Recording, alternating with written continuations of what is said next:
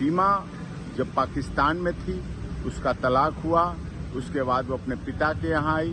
पिता की मौत के बाद सचिन से दोस्ती हुई। सचिन से दोस्ती के बाद उसने इस पाकिस्तान में रहते हुए सनातन धर्म ग्रहण किया। फिर नेपाल आई, नेपाल में सनातन धर्म के अनुसार विवाह किया।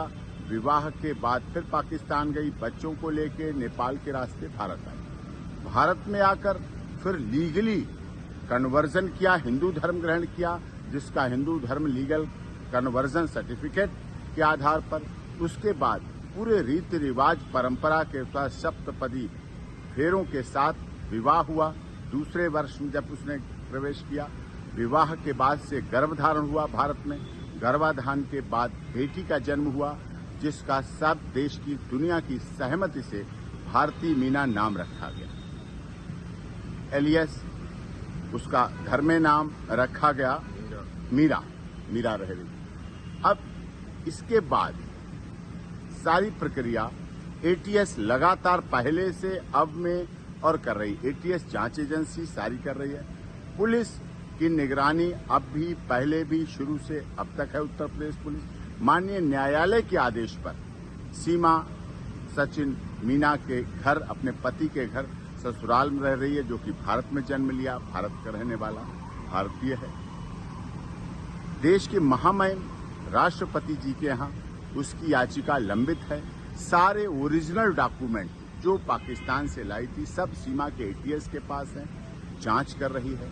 सीमा अपने ससुराल और अस्पताल के अलावा आज तक कहीं नहीं गई। पिछले दिनों जब से ये पहलगाम घटना हुई, उससे भी एक दिन पहले उसके तीसरी नंबर की बेटी को वायरल फीवर की वजह से डेंगू हुआ। डेंगू में प्लेटलेट्स बहुत डाउन हुए। अभी भी वो बेटी के लिए दोनों पति पत्नी परिवार के साथ हॉस्पिटल में है, इलाज चल रहा है लगातार।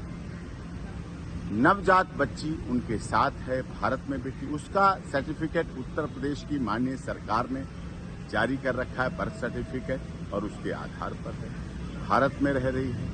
उससे इसने पहलगाम की घटना, जो दुखद घटना है, उससे इसका जोड़ना बिल्कुल गलत है। जो लोग आलोचनावश ऐसा जोड़ रहे हैं, उसकी स्थिति को देखें। भारत की अब बहू है, मीना समाज की सम्मान है और रघुपुरा में रह रही है। देश की सरकार का, माननीय उत्तर प्रदेश की योगी आदित्यनाथ जी की सरकार का, केंद्र सरकार का सदैव उसने पालन किया है। एटीएस की तमाम जांच में सदैव भाग लिया है।